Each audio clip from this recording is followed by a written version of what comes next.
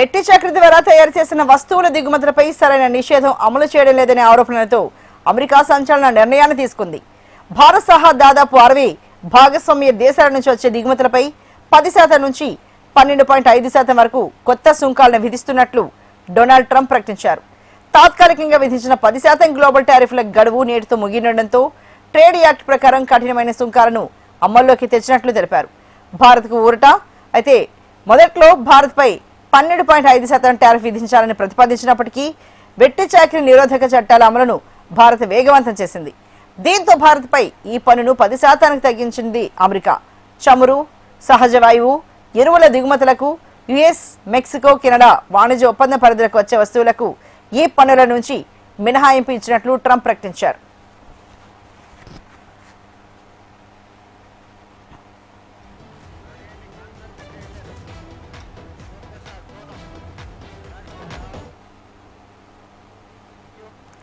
మరి ఇదే ఇష్యూకి సంబంధించి మరింత తాజా సమాచారాన్ని మా కాన్సన్ట్రేటర్ శివప్రసాద్ అందిస్తారు. Sivaprasad, good morning.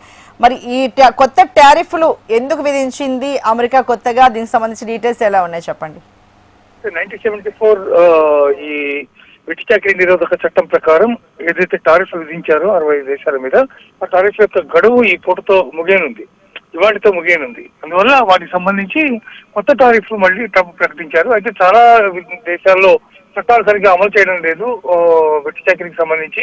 ఆ వెట్టి చాకిరీ ద్వారా తయారైనటువంటి అనేక రకాలైనటువంటి వస్తువులు ఏవైతే దిగుమతి అవుతున్నావో వాటి మీద 60 దేశాల మీద 10 నుంచి 12.5% సుంకాలను విధిస్తూ ట్రంప్ ఇవాళ అనౌన్స్మెంట్ చేశాడు. అయితే భారత్ కి మాత్రం భారత్ చాలా వేగంగా వెట్టి చాకిరీ నిరోధక చట్టాన్ని అమలు చేస్తోంది కాబట్టి భారత్ మీద 10% ట్యాక్స్ మాత్రమే విధించాడు. ఇంకో 2.5% ట్యాక్స్ మనకి తగ్గింది కంపారిటివ్లీ.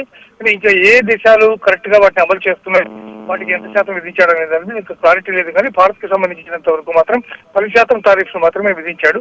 అందువల్ల అది మనకి కొంత ఊరట. 12.5% కాకుండా 2.5% తగ్గింది కాబట్టి అందుకే కొత్తగా ఈ టారిఫ్ యొక్క అనౌన్స్మెంట్ జరిగింది.